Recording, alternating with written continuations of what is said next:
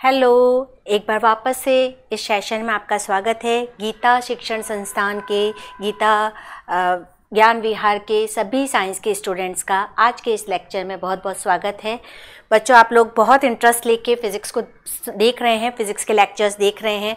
I hope थोड़ा बहुत तो फिज़िक्स को लेके डर निकला होगा आप लोगों का, क्योंकि जब हम किसी चीज़ को समझने लगते हैं, किसी चीज़ को पूरा इंटरेस्ट लेके समझने लगते हैं विथ एग्जांपल्स, विथ डेरिवेशन, तो हमारा उसको लेके डर निकलने लगता है। और जैसे जैसे डर निकलने लगता है हमें वो चीज़ और अच्छी लगने लगती है। आप लोगों को लगता है कि हाँ, आज मैम आएंगे, आज और नया कुछ टॉपिक सीखेंगे हम, आज और कोई नई चीज़ सीखेंगे हम। तो बस ऐसा ही इंटरेस्ट बनाए रखिए, क्योंकि जब ऐसा इंटरेस्ट बना रहेगा तो अगले टॉपिक में पढ़ने के लिए आपको और उत्सुकता होगी और अच्छे से उसको कैच करेंगे। हो सकता है इस फॉर्मूले की हमें बाद में जरूरत पड़ेगी कि आप लोगों को ये समझाने के लिए कि ये फॉर्मूला कैसे आया। हम इसको साइड में ले लेते हैं और फिर हम इसको बाद में जब हमें जरूरत होगी वापस यूज ले लेंगे। राइट, अभी अपन शुरू करते हैं। जो हमारा मेन टॉपिक है, प्रतिरोध में संयोजित औसत शक्ति का मान, जो हमारा टॉपिक है। ये क्वेश्चन कई बार एग्जाम में होता है। जब अपना चैप्टर खत्म हो जाएगा तो मैं आपको प्रीवियस ईयर्स में कैसे क्वेश्चंस पूछे जाते हैं वो बताऊंगी। तो आपको यही क्वेश्चंस वहाँ पे रिपीटेडली मिलेंगे कि एक एसी सर्किट है जिसमें प्रतिरोध जुड़ा हुआ है, तो उसके लिए औसत शक्ति का मान ज्ञात कीजिए। एलसीआर के लिए औसत शक्ति का मान कीजिए। तो ये सारे हमारी चीज़ें वहाँ पे बहुत ही इंपॉर्टेंट है। आप लोग कहोगे कि मैम तो हर टॉपिक के लिए इंपॉर्टेंट कहती है। इंपॉर्टेंट है, इसीलिए आप लोगों के कोर्स में डाला गया है। फिजिक्स तो अथाह सागर है, लेकिन आपके कोर्स में बहुत ही लिमिटेड चीज़ें डाली गई है, जो चीज़ें इंपॉर्टेंट हैं। और आप लोग खुद भी समझ ही रहे होंगे कि जो हम डेरिवेशन कर रहे हैं इसका मतलब इंपॉर्टेंट है। ठीक है, चलिए स्टार्ट करते हैं। हमारा जो मेन आज का टॉपिक है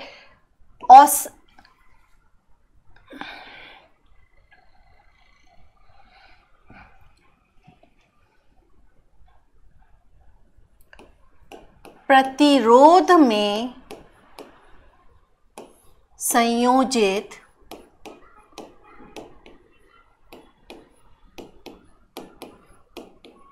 औसत शक्ति। ये हमारा मेन क्वेश्चन है। क्वेश्चन में इसी फॉर्म में ही पूछा जाएगा, इसीलिए मैं उसी तरह से लिख के बता रही हूँ ताकि आप लोग क्वेश्चन देख के कंफ्यूज नहीं हो। औसत शक्ति निकालनी है। केवल एसी सर्किट है जिसमें प्रतिरोध जुड़ा हुआ हो। कल हमने किया था, एक एसी सर्किट बना दें हम। ये हमारा एसी सर्किट है, सिंबल है जो एसी को बता रहा है, और इसमें केवल एक प्रतिरोध जोड़ा हुआ है। ठीक है, याद आया ये सर्किट क्या था? इसके अंदर हमने कहा था प्रतिरोध जब एक एसी सर्किट के अक्रॉस लगता है तो प्रतिरोध एसी और डीसी दोनों के साथ समान व्यवहार दिखाता है, और वोल्टता और धारा का मान क्या रहता है? समान कला में रहता है। तो इक्वेशन क्या बनी? V is equal to V naught sine omega t और I is equal to I naught sine omega t. दोनों का जो ये बन रहा है ये सेम बन रहा है। इसका मतलब V और I दोनों समान कला में हैं। अब हमें निकालनी है पावर। पावर कैसे निकालेंगे? 1/t इंटीग्रेशन 0 से t V into I dt। अब आप कहेंगे कि ये कहाँ से आया? मैम ने तो यहाँ पे फॉर्मूला क्या बताया था? यहाँ पे क्या बताया था मैंने फॉर्मूला आपको?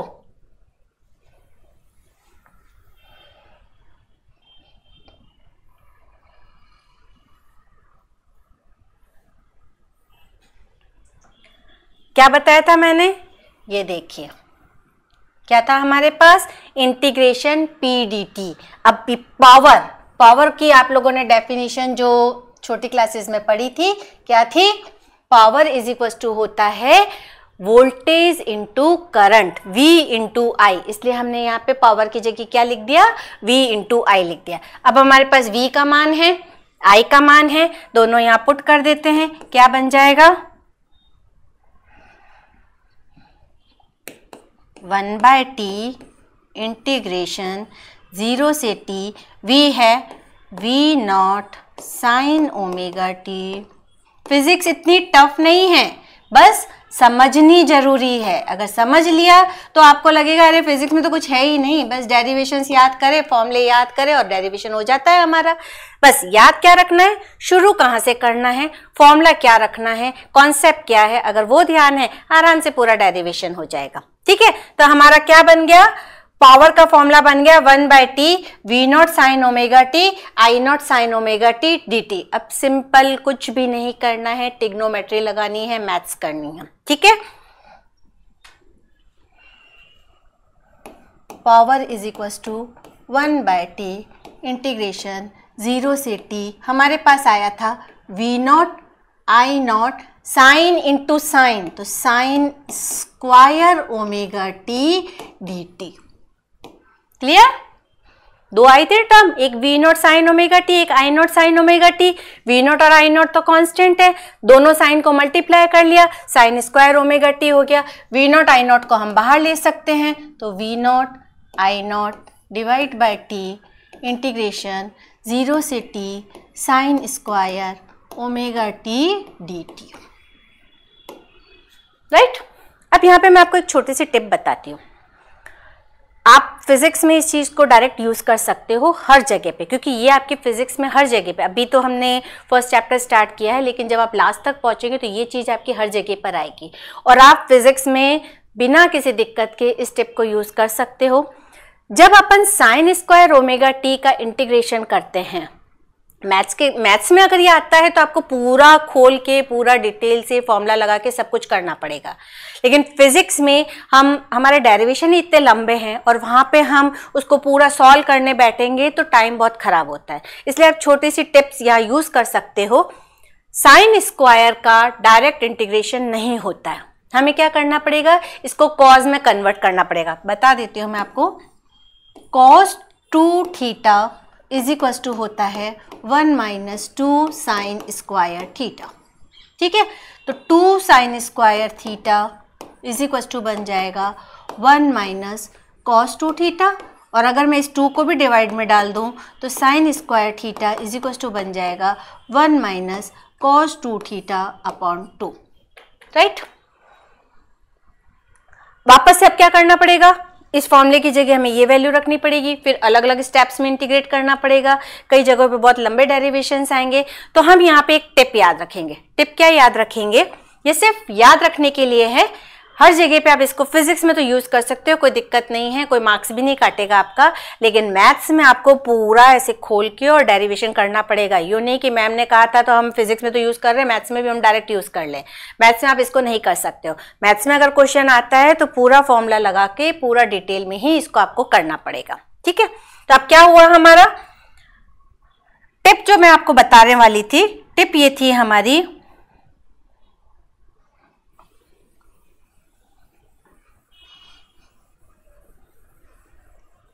अगर हम साइन स्क्वायर थीटा या कॉस स्क्वायर थीटा इनका इंटीग्रेशन करते हैं एक पूरे साइकिल के लिए, 0 से t पूरा एक साइकिल हुआ है, एक पूरे साइकिल के लिए अगर साइन स्क्वायर थीटा और कॉस स्क्वायर थीटा का इंटीग्रेशन करते हैं तो इसका मान बनता है t/2। यहाँ तो t ऊपर है इसलिए हमने t/2 लिखा। अगर बाई चांस यहाँ 0 से 1 होता तो हम 1/2 लिखते, अगर 0 से a होता तो हम a/2 लिखते। जो भी अपर लिमिट है, ये जो अपर लिमिट है उसको डिवाइड बाई 2 लिख देंगे। ठीक है, अगर आप उसको 1 माइनस कॉस 2 थीटा अपॉन 2 इसको भी इंटीग्रेट करके लिखेंगे तो आंसर यही मिलेगा, लेकिन क्योंकि फिजिक्स में डेरिवेशन बहुत लंबे हैं हम डायरेक्ट इस रिजल्ट को यूज कर सकते हैं। तो जहां भी sign square theta cos square theta का इंटीग्रेशन पूरे एक साइकिल के लिए आता है वहां हम डायरेक्ट मान रख सकते हैं t/2। इसी जगह पर अगर केवल साइन थीटा या केवल कॉस थीटा ये आता है तो वहां इसका मान एक साइकिल 0 से t के लिए 0 हो जाता है, 0 हो जाता है। आप करके देख सकते हैं इस चीज को, आज का होमवर्क यही है आप लोगों का। साइन स्क्वायर थीटा का इंटीग्रेशन करना 0 से t के लिए, cos स्क्वायर थीटा का इंटीग्रेशन करना 0 से t के लिए, आंसर t/2 आता है या नहीं आता है ये मुझे कल बताना आप लोग। इसी तरह से साइन थीटा का, cos थीटा का 0 से t के लिए इंटीग्रेशन करना, आंसर 0 आता है कि नहीं आता है ये आप बताओगे मुझे, ठीक है। अगर नहीं आता है तो मुझे कल बताना, मैं इसको करके बताऊंगी आप लोगों को। अभी हम इस रिजल्ट को डायरेक्ट यूज करेंगे और इसको हमारे फॉर्मूले में पुट करके जो हम निकालना चाहते हैं वो निकालेंगे। तो क्या है हमारा रिजल्ट? अगर आपको समझ में नहीं आता है कि ये डेरिवेशन कैसे आया, आप मुझे कमेंट बॉक्स में कमेंट जरूर करेंगे, मैं आपको उसके अंदर पूरा जवाब दूंगी इसका कि ये रिजल्ट कैसे आया। लेकिन होमवर्क करोगे आप लोग, थोड़ी सी मेहनत करोगे आप लोग, आपको मैं पकी पकाई खिचड़ी नहीं दूंगी, थोड़ा सा तो चबाना पड़ेगा आप लोगों को। तो थोड़ा सा आप लोग हाथ से इसको करके देखिएगा कि इसका आंसर ये आता है या नहीं आता है, और मुझे कल तक सबका कमेंट आ जाना चाहिए कि आंसर आया या नहीं आया। चलिए आगे बढ़ते हैं। हमारा जो आंसर आ रहा था पावर का, power is equal to V0I0 divide by 2 integration 0 से t sine square omega t dt, ये आ रहा था हमारा। अभी मैंने क्या बताया आप लोगों को, साइन स्क्वायर थीटा का अगर 0 से t एक साइकिल के लिए इंटीग्रेशन किया जाता है तो उसका मान बनता है t/2। तो हम डायरेक्ट ही इस फॉर्मूले की जगह पे t/2 रख देते हैं, V0I0 डिवाइड बाय 2 t/2। अच्छा यहाँ t भी आ रहा था, मेरे से कुछ गलती हुई है, हम यहाँ से ये 2 हटा देते हैं, ठीक है। गलती हो जाती है, कोई बात नहीं, मैं भी भूल जाती हूँ, आप लोग भी भूल जाते हैं, ठीक है। तो 2 हटा दिया हमने, गलती से आ गया था वो 2। तो V0I0 डिवाइड बाय t, और इसका आंसर क्या बना t/2। तो t से t कट गया, क्या बचा V0I0 डिवाइड बाय 2। अब क्योंकि हमें इसको RMS की टर्म में लिखना है, वैसे आप ये लिखोगे तो भी गलत नहीं है, यहाँ तक भी सही है, लेकिन हम इसको थोड़ा सा और RMS के फॉर्म में लिख देते हैं। हम इसको लिख सकते हैं V0 divide by √2 into I0 divide by √2। और पिछले लेक्चर्स में ही हमने पढ़ा है V0 बाय √2 होता है VRMS और I0 बाय √2 होता है IRMS। मतलब अगर मेरे पास सर्किट में केवल एक प्रतिरोध है तो उसके साथ जो संयोजित औसत ऊर्जा होगी उसका मान बनेगा VRMS इंटू IRMS। और जो चीज़ हमने कही थी कि रेजिस्टर AC और DC में फ़र्क नहीं करता है, दोनों के साथ समान व्यवहार दिखाता है, तो RMS वैल्यू क्या है, कांस्टेंट वैल्यू तो है, तो ये कांस्टेंट है, समय पे निर्भर नहीं कर रही है। तो ये चाहे AC हो या DC हो, रेजिस्टर में पावर हमेशा एक जैसी ही संरक्षित होगी, एक जैसी ही संयोजित होगी।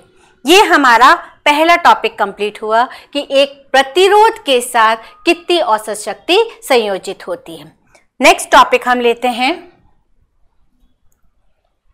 एक प्रेरण कुंडली के साथ कितनी औसत शक्ति संयोजित होती है। अब मैं दोनों को कंपेयर करके बताऊंगी आप लोगों को। L और C दोनों का एक जैसा ही बिहेवियर होता है, सिर्फ फर्क क्या होता है, L में V 90 डिग्री आगे होता है, C में I 90 डिग्री आगे होता है। ये अपन ने पिछली क्लास में किया था, क्लियर है ना ये चीज। तो इसी कॉन्सेप्ट को हम यहाँ पे काम में लेंगे। पहले हम लेते हैं औसत शक्ति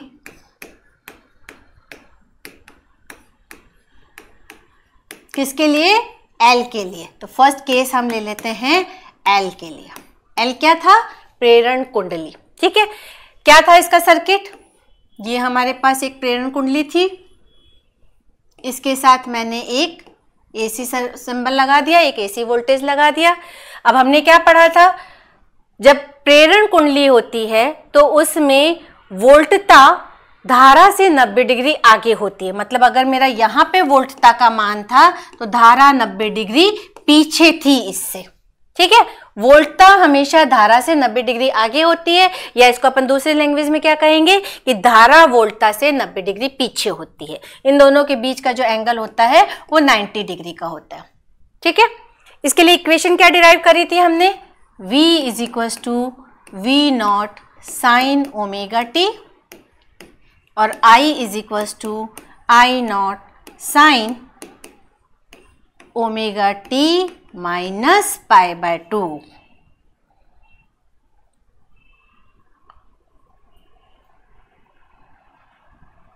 omega T minus pi by 2, यही फॉर्मूला हमने डिराइव किया था ना, पिछले क्लास में किया था हम लोगों ने, जब इंडक्टर कॉइल के अक्रॉस एसी लगाई थी और उसके लिए हमने फॉर्मूला निकाला था।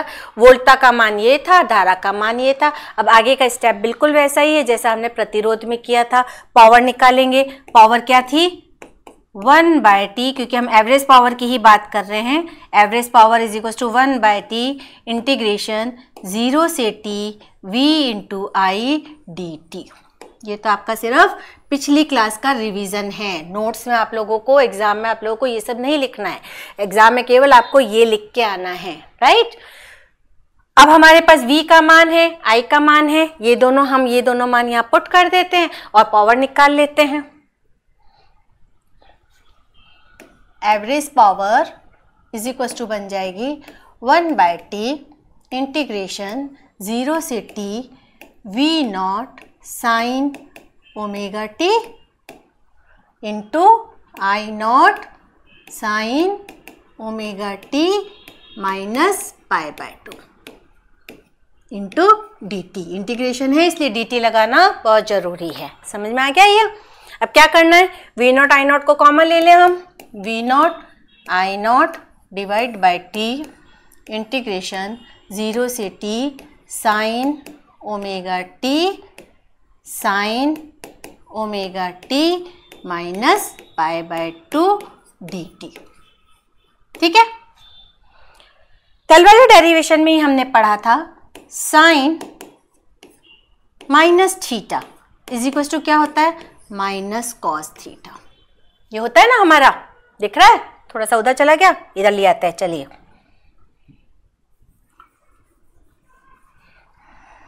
मैं जो साइड में लिखती हूँ वो आप लोगों को एग्जाम में करने की जरूरत नहीं है, ये सिर्फ आपको समझाने के लिए है, जस्ट एक बैक रिवीजन के लिए है।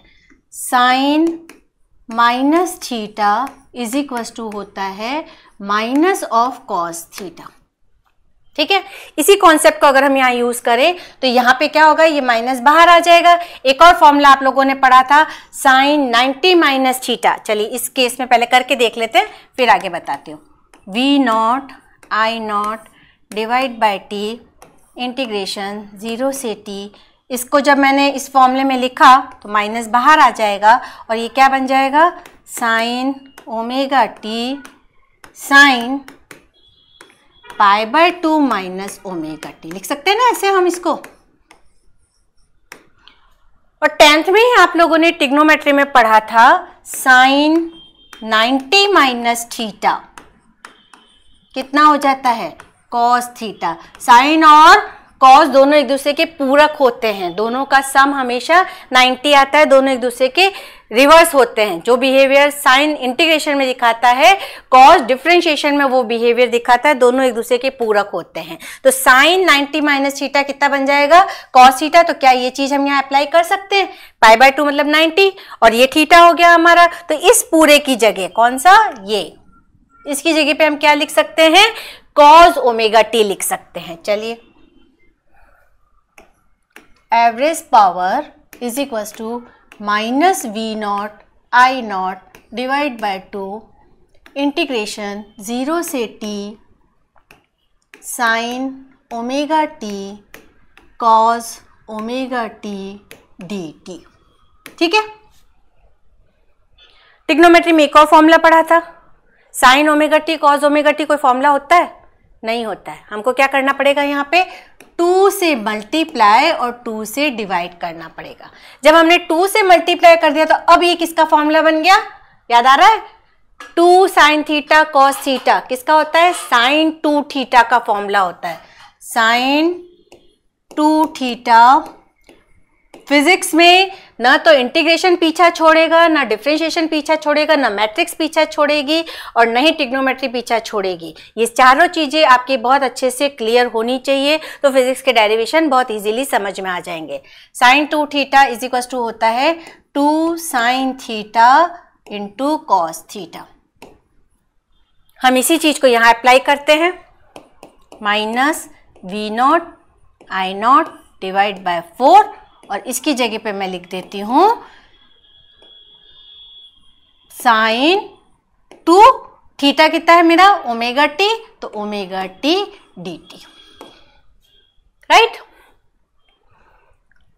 अभी मैंने क्या बताया था पिछले केस में, मैंने ये बताया था कि केवल साइन है या केवल कॉज है तो उसका पूरे एक साइकिल के लिए इंटीग्रेशन 0 बनता है। अब आप देखिए वहां पे इतना लंबा डेरिवेशन है, आप ये इतना लंबा डेरिवेशन करोगे और फिर बाद में इस साइन थीटा को भी सॉल्व करने बैठोगे तो कितना टाइम खराब हो जाएगा। इसलिए फिजिक्स में आप लोग डायरेक्ट रिजल्ट को यूज करेंगे। इसका रिजल्ट जो मैंने आपको पिछले केस में बताया था 0 होता है, वो हम पुट कर देंगे तो minus V naught I naught divide by 4 into 0, तो पूरा ही आंसर क्या बन गया 0। इसका मतलब केवल इंडक्टर के लिए जो एवरेज पावर का मान होता है, पावर एवरेज, वो कितना हो जाएगा 0 हो जाएगा। क्या कॉज के लिए भी यही रिजल्ट बनेगा? कॉज और कॉज नहीं, कैपेसिटर के लिए, संधारित्र के लिए, संधारित्र के लिए भी क्या यही रिजल्ट मिलेगा? संधारित्र के लिए भी यही रिजल्ट मिलेगा, क्योंकि चेंज क्या आता है, सिर्फ आई 90 डिग्री आगे आ जाती है। चलिए बताते हैं वो आपको। नेक्स्ट केस, जो सेकंड केस हम ले रहे हैं वो आता है कैपेसिटर के लिए, संधारित्र के लिए औसत ऊर्जा का औसत शक्ति का मान। वोल्टा का मान था V naught sine omega T, धारा का मान था I naught sine omega T plus pi by 2। इसमें क्या होती है, वोल्टता से धारा 90 डिग्री आगे होती है, ये 90 डिग्री आगे धारा चलती है, ठीक है। तो इक्वेशन में भी दिख गया हमें, पाई बाय 2 आगे हो गई।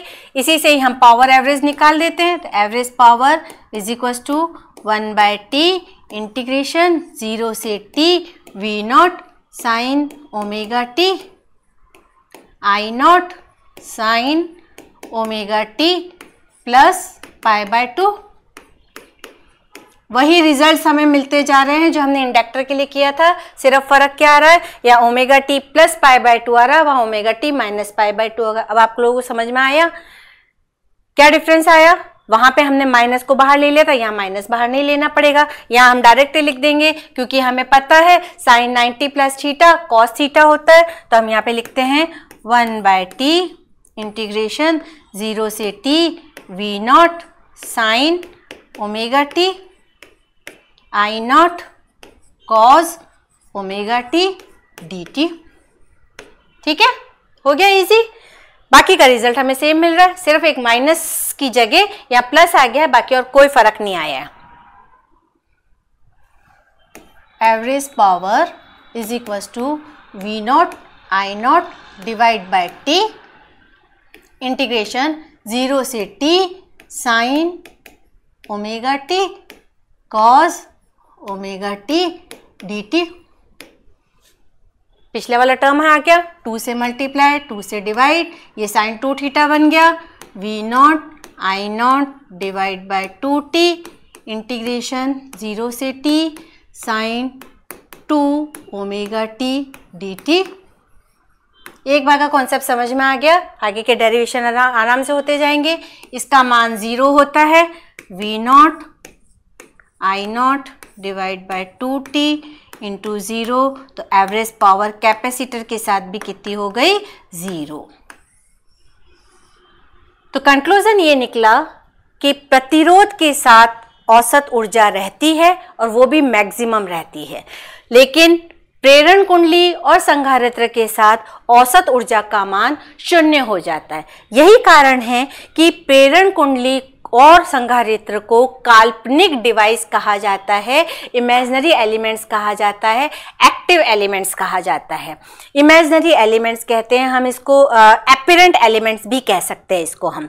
लेकिन जो प्रतिरोध है वो हमारा पैसिव एलिमेंट कहलाता है, रियल एलिमेंट कहलाता है। तो अगर हम कह रहे हैं कि प्रतिरोध में ऊर्जा संरक्षित हो रही है, अगर प्रतिरोध में ऊर्जा संरक्षित हो रही है और धारा उसमें से प्रवाहित होगी तो क्या होगा, कुछ ना कुछ ऊर्जा का ह्रास भी होगा, कुछ ना कुछ एनर्जी लॉस भी होगा हीट की फॉर्म में। जब भी अपन किसी तार में से धारा प्रवाहित करते तो वो गर्म हो जाता है ना।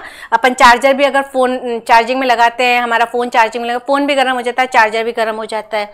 लैपटॉप बहुत ज़्यादा देर तक गर्म हो चल रहा है, हमारा चार्जिंग में चल रहा है या चल भी रहा है, तो क्या हो जाता है, वो गर्म हो जाता है। ये क्या है, धारा का ऊष्मीय प्रभाव है। और वो कब होगा, जब प्रतिरोध होगा। प्रेरण कुंडली और संधारित्र में किसी भी तरह का कोई ऊर्जा का ह्रास नहीं होगा, कोई ऊष्मा का ह्रास नहीं होगा, क्योंकि उनके साथ किसी तरह की कोई ऊर्जा संरक्षित नहीं रहती है, किसी तरह की कोई शक्ति संरक्षित नहीं रहती है। ठीक है, ये चीज हमने डिराइव करके भी बता दी। नेक्स्ट, तो यहां तक समझ में आया आप लोगों को? अभी तक जो हमने किया, मैं एक बार का समरी लिख रही हूं। प्रतिरोध में जो ऊर्जा संरक्षित रहती है, प्रतिरोध के लिए जो औसत ऊर्जा संरक्षित रहती है, पावर एवरेज, वो कितनी होती है? प्रतिरोध के लिए जो एवरेज पावर होगी वो हो जाएगी मैक्सिमम कितनी? VRMS into IRMS। इसलिए हम इसको क्या कहते हैं? रियल एलिमेंट कहते हैं, वास्तविक घटक कहते हैं। और अगर अपन प्रेरण कुंडली और संधारित्र को लेते हैं तो इन दोनों के लिए जो एवरेज पावर एसोसिएटेड होती है, जो इसके साथ संयोजित शक्ति होती है, उसका मान 0 हो जाता है। इसलिए हम इसको क्या कहते हैं? एक्टिव एलिमेंट्स कहते हैं, एपरेंट एलिमेंट्स कहते हैं, इमेजिनरी एलिमेंट्स कहते हैं, काल्पनिक घटक कहते हैं। आप लोगों को ये चीज़ समझनी बहुत ज़रूरी है कि वास्तविक घटक क्या है और काल्पनिक घटक क्या है। तो ये मैंने अभी आप लोगों को पीछे बताया था। वास्तविक घटक वो होते हैं जिसमें से ऊष्मा जब प्रवाहित होती है, धारा जब प्रवाहित होती है, तो उसमें ऊष्मा उत्पन्न होती है, हीटिंग इफेक्ट होता है।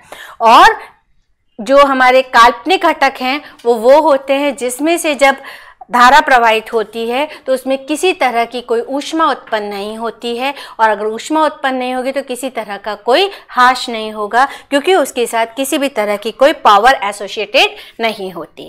यहाँ तक समझ में आया? बार बार मैंने आप लोगों को एक ही चीज़ बोली है, लिख लिख के अभ्यास करना है। हर डेरिवेशन को 2-2 बार हाथ से करना है। आपको नहीं समझ में आए आप लोग करिए, कोशिश करिए। नहीं समझ में आए कमेंट बॉक्स में आप कमेंट लिख सकते हैं, मैं आपको बताऊंगी कि कहाँ आप अटक रहे हैं।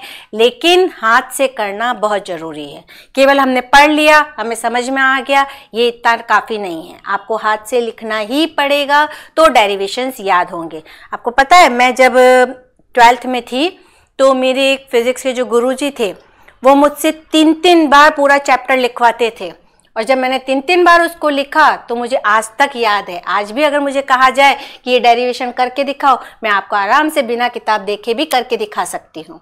इसलिए लिखना बहुत ज़रूरी है। जब अपन किसी चीज़ को लिखते हैं तो हमारे दिमाग में वो चीज़ बैकलॉग में इकट्ठी हो जाती है। ऐसा नहीं है कि आपको हर वक्त वो याद रहेगा, लेकिन जैसे ही आप लिखने बैठेंगे अपने आप वो बैकलॉग में जो आपका इकट्ठा हुआ है वो आप लिखते चले जाएंगे और आपका टॉपिक कंप्लीट हो जाएगा। ठीक है बच्चों, तो ध्यान रहना है, कॉन्सेंट्रेट रहना है, कॉन्सेप्ट क्लियर करने हैं और कंटिन्यूटी बनाए रखनी है। साथ में क्या करना है आप लोगों को? कमेंट देने हैं, वीडियो को लाइक करना है और चैनल को सब्सक्राइब करना है। चैनल को सब्सक्राइब करना ना भूलें। इसी तरह से हम बने रहेंगे आगे और इंटरेस्टिंग लेक्चर्स के साथ। जब तक के लिए थैंक यू वेरी मच।